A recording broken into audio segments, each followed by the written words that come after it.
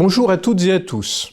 Bienvenue dans votre web-série Droit au but. Votre rendez-vous où nous levons le voile sur les dessous des cartes de notre métier d'expertise juridique. Explorons aujourd'hui une situation des plus singulières et complexes, le cas d'un fils qui a volé une identité au Canada et qui doit aujourd'hui faire valoir ses droits dans la succession de ses parents décédés. Le contexte. Monsieur et Madame X décèdent en laissant derrière eux 2 enfants.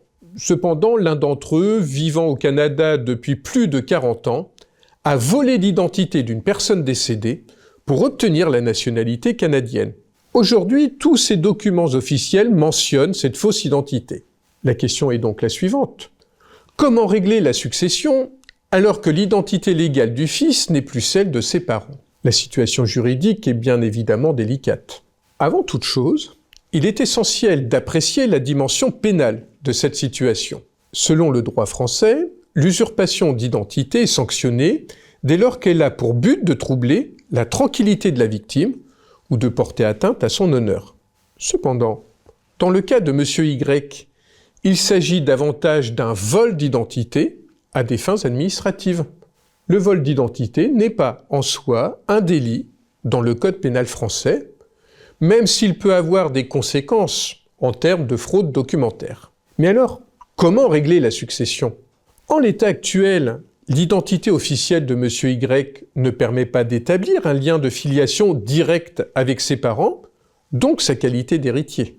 Conformément à l'article 730-1 du Code civil, le notaire peut établir un acte de notoriété à la demande d'un ou plusieurs héritiers. Cet acte repose sur des témoignages ou des preuves documentaires prouvant la véritable identité de Monsieur Y. La réunion de documents anciens, actes de naissance, photos, correspondances officielles, pourrait s'avérer cruciale pour appuyer cette démarche. Le frère de Monsieur Y peut aussi attester de la véritable filiation et signer l'acte de notoriété, comme le prévoit l'article 730-3 du Code civil.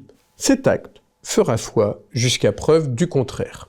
Si le règlement de la succession semble possible sur le plan civil, il est important de rappeler que cette situation peut entraîner des conséquences juridiques au Canada, où le vol d'identité pourrait être considéré comme un délit, et ainsi soumettre Monsieur Y à des poursuites locales si cette affaire est dévoilée aux autorités canadiennes.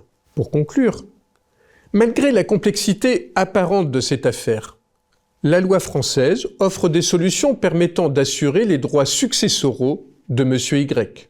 En prévision de la succession, rassembler les documents justificatifs pertinents et solliciter l'accompagnement d'un notaire sera essentiel. Cette analyse a aiguisé votre curiosité? Abonnez-vous à notre page pour suivre Droit au but. En attendant un nouvel épisode, partagez ce numéro sans modération.